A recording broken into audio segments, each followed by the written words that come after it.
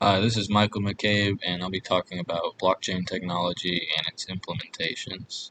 So, blockchain technology, in my opinion, is one of the most disruptive technologies in current time. It was first created in 2008, I believe, by Satoshi Nakamoto, also the creator of Bitcoin. His identity is unknown.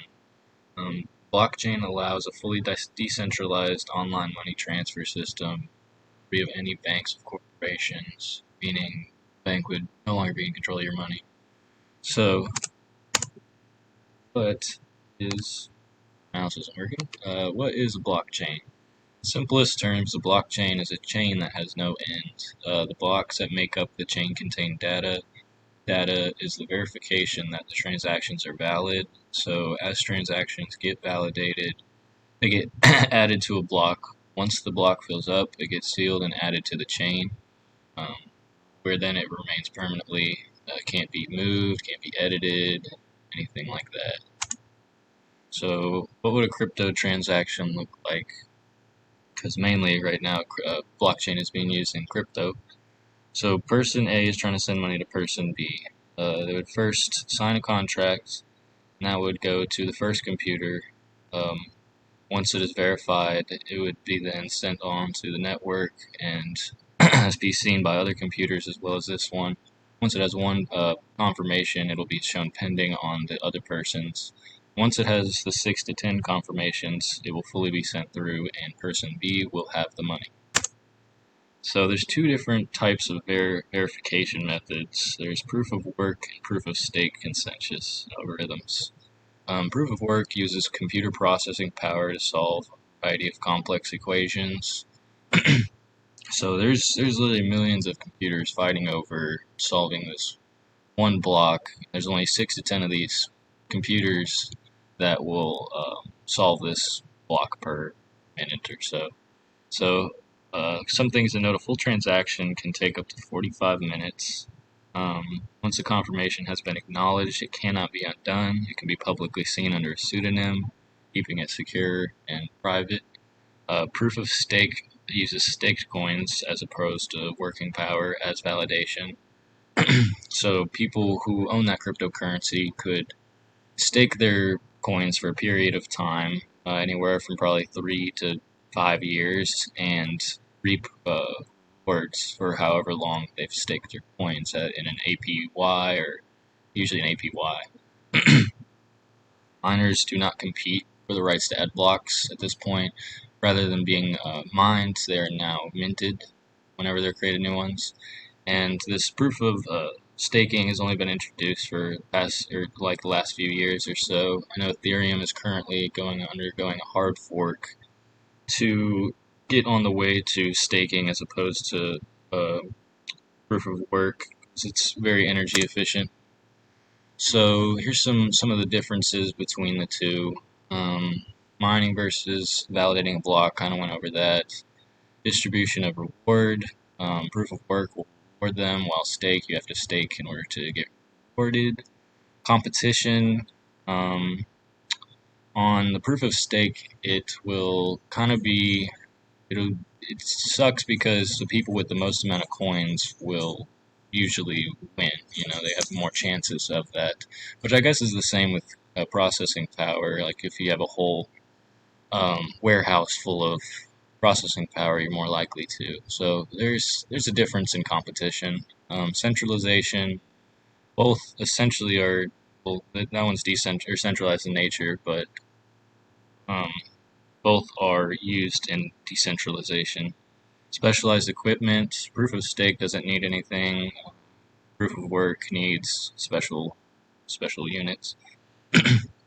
Adding malicious block, each of them are extremely hard. As you can see, they would need 51% of either all cryptocurrency or computing power, which is practically impossible. Efficiency and reliability. Only thing to note here so much is proof of work does cost a lot of electricity and money. It's one of the main things they're concerned about is energy usage, and that's why proof of stake was actually created. Security, they're both quite secure, as I said, the 51% needed.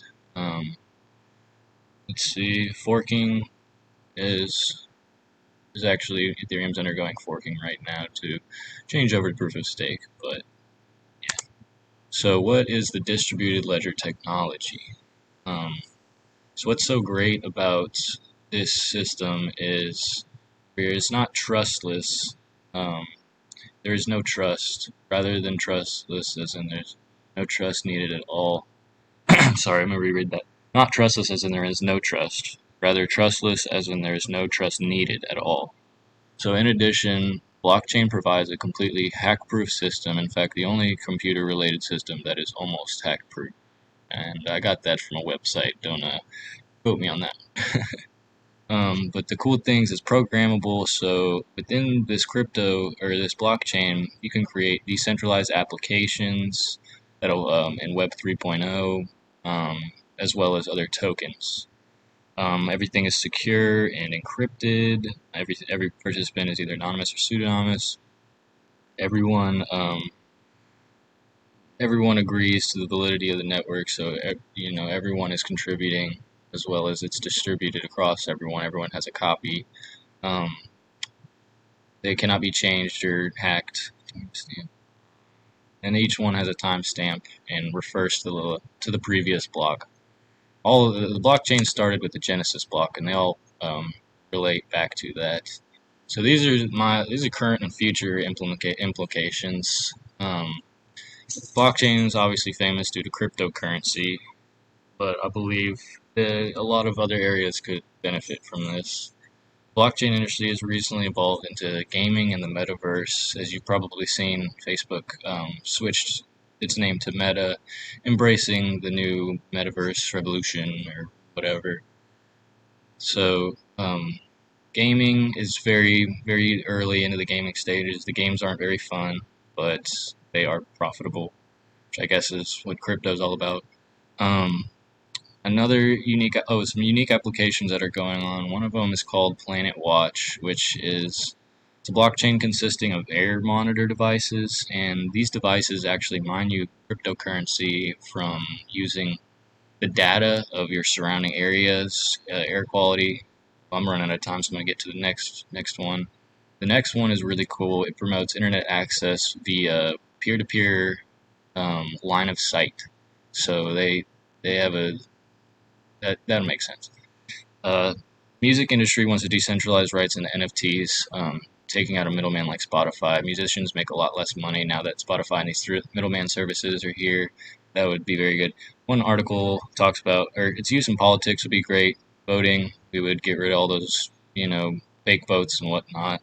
Secure and accountable digital votings, yeah, it would be revolutionary. And then the medical information, because doctors' handwritings is not that great. Fake scripts are being written.